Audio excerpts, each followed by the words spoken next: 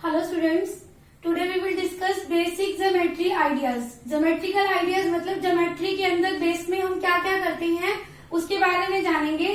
सबसे पहले क्या आता है ज्योमेट्री में पॉइंट। कोई भी नोटबुक या कोई भी प्लेन पेज या किसी भी एक कार्डबोर्ड पे हमने एक पॉइंट लगा दिया, एक बिंदु लगा दी, तो उसको क्या बोलते हैं ज्योमेट्री में? पॉइंट।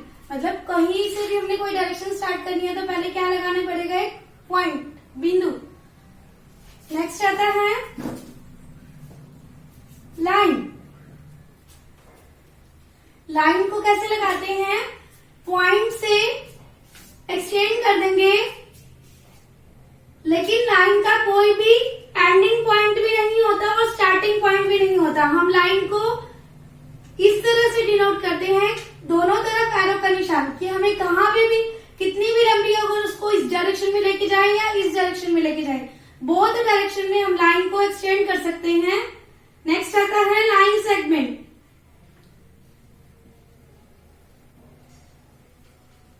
लाइन सेगमेंट में क्या होता है? लाइन सेगमेंट एक फिक्स लाइन होती है। जैसे मान लो हमें कहा जाए कि 3.2 सेंटीमीटर की एक लाइन लगाओ, लाइन सेगमेंट लगाओ, तो इसके दोनों एंडिंग पॉइंट होते हैं, मतलब स्टार्टिंग पॉइंट भी होता है और एंडिंग पॉइंट भी होता है। यानी इसको क्या कहते हैं? फिक्स्ड लेंथ कहते हैं। जब हमारे पास किसी भी चीज की फिक्स्ड लेंथ बता दी जाए तो वो क्या कहलाता है?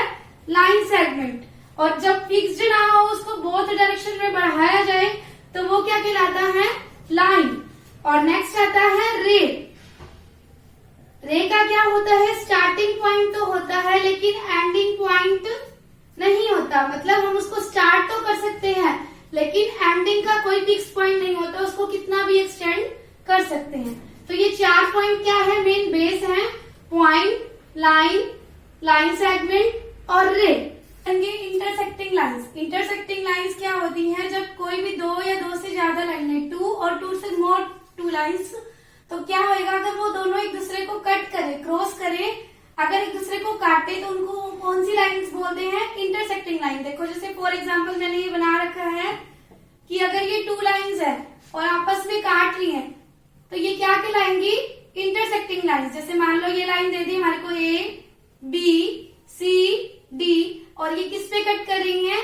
ओ पे, तो ये क्या कहलाती है? Intersecting lines. नेक्स्ट आता है बच्चों पैरेलल लाइंस।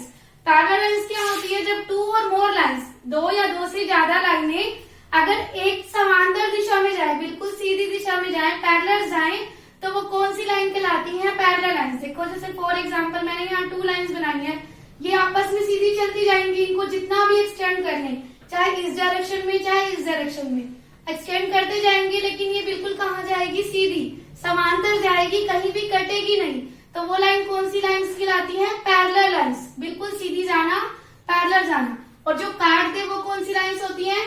Intersecting lines. और जो ना काटे, बिल्कुल समांतर जाए, वो क्या कहलाती है? Parallel lines. ऐसे ही फिर आता है एंगल। एंगल क्या होता है बच्चों? जब दो रे के बीच में, ये देखो एक रे है, ये स्टार्टिंग पॉइंट है, ये एक रे हो गई और ये दूसरी रे हो गई, तो इस रे को, दो रे को जब एक पॉइंट पे मिल जाती है, स्टार्टिंग पॉइंट पे मिल जाती है, तो हमारा क्या बन जाता है? एंगल। इसको कैसे डिनोट करते हैं? जहां हमारा जो ये इनिशियल पॉइंट होता है, मिलने वाला पॉइंट होता है, उसको रखते हैं सेंटर में। और जो ये और ए और बी जो मैंने लिखा है, इसको हम चेंज कर सकते हैं। एंगल हम बना सकते हैं ए ओ बी बी, और ये एंगल का साइन होता है, और इसको क्या लिख सकते हैं? बी ओ ए। मतलब बी और ए की डायरेक्शन को चेंज कर सकते हैं, लेकिन ओ कहाँ रहेगा? सेंटर में। जो इनिशियल पॉइंट हमारा एंगल बनाती है वो पॉइंट कहाँ रहता है? सेंटर में। फिर आता है कोलिनियर पॉइंट्स। कोलिनियर पॉइंट्स क्या होते हैं बच्चों? जो एक ही लाइन में 2 या 2 से ज्यादा पॉइंट आ जाए। जैसे मैंने यहाँ कितने पॉइंट लिए हैं? 3 पॉइंट लिए हैं, ए, बी और सी। अगर ये एक ही लाइन में आते हैं, बिल्कुल सीधी एक ही लाइन में आते हैं, तो उन पॉइंट्स को क्या बुलाते हैं? Collinear points. क्या बुलाते हैं? कोलिनियर। अगर इनको डायरेक्शन को चेंज कर दिया जाए, जैसे मान लो यहाँ लगा दिया जाए ए, यहाँ लगा दिया जाए बी, और ये कर दिया जाए सी। अब ये एक ही डायरेक्शन में नहीं है ना, एक ही लाइन में नहीं है, तो इनको क्या बोलेंगे? Non collinear point.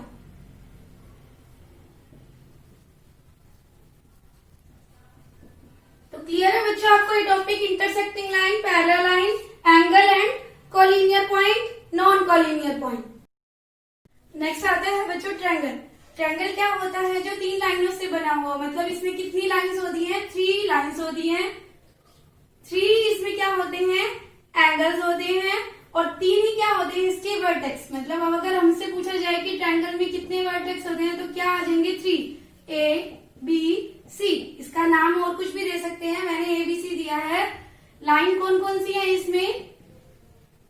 AB, AC और BC। अब सेम ऐसे ही एंगल कौन से है इसमें? Angle A, angle B and third is angle C। इसमें 3 वर्टेक्स होते हैं, 3 इसकी लाइंस होती हैं, और 3 इसमें क्या होते हैं? एंगल होते हैं। नेक्स्ट आता है क्वाड्रिलेटरल।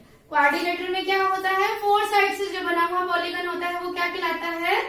क्वाड्रिलेटरल। मतलब इसमें स्क्वायर्स भी आते हैं, रेक्टेंगल भी आता है, पेंटागन भी आता है। 4 या 4 से ज्यादा साइडों से जो भी बना हुआ पॉलीगन होता है वो क्या कहलाता है? क्वाड्रिलेटरल। इसमें कितनी साइड्स हैं? देखो 4 साइड्स हैं। जो आमने सामने की साइड्स होती है उनको क्या बोलते हैं? Opposite sides. और 2 इसमें क्या बना रखे हैं मैंने? डायगोनल।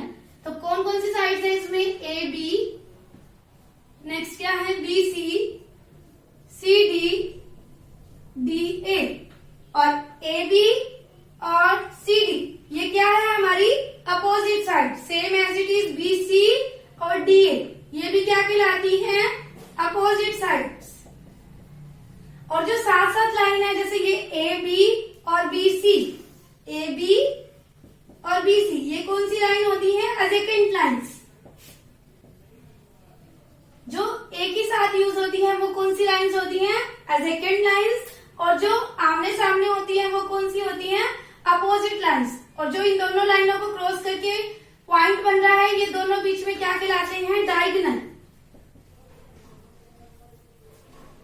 यानी डायगोनल कौन से हैं हमारे इसमें? AC और BD।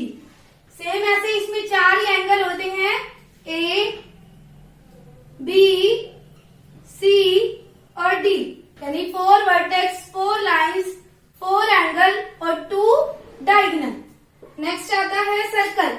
सर्कल में क्या होता है बच्चों? जो बीच में जिससे हम बनाते हैं सर्कल, वो हमारा क्या कहलाता है? सेंटर। इसको मोस्टली O से डिनोट करते हैं। अगर नहीं सेंटर दे रखा तो इसको किससे शो करेंगे? O से। जब सेंटर से अगर हाफ लाइन लगा दी जाए, चाहे किसी भी डायरेक्शन में हो, लेकिन हाफ लाइन हो सेंटर से, तो वो क्या कहलाती है? हमारी रेडियस। अब इसमें हमारी रेडियस क्या है? OA। और अगर मैं इस लाइन को पूरा कर दूं, सेंटर से ही जो लाइन जा रही है, तो वो हमारी क्या कहलाती है? डायामीटर। यानी AB हमारा क्या है? डायामीटर। बस सेंटर से लाइन होनी चाहिए, चाहे वो इस डायरेक्शन में हो, चाहे इसमें, या किसी और डायरेक्शन में। बस जानी कहां से चाहिए? सेंटर से। अगर सेंटर से जो लाइन क्रॉस कर रही है पूरे सर्कल में, तो वो क्या कहलाती है? डायामीटर। और हाफ लाइन क्या कहलाती है? रेडियस।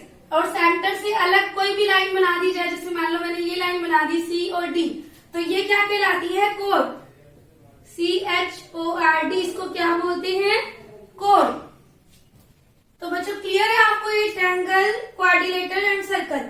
ये थे हमारे ज्योमेट्री के कुछ बेसिक आइडियाज, जिसमें हमने लाइन, सेगमेंट, रे, ट्रायंगल आदि के बारे में जाना। तो आप सब बच्चों को समझ में आ गया होगा। मिलते हैं बच्चों नेक्स्ट लेसन के साथ। Good bye.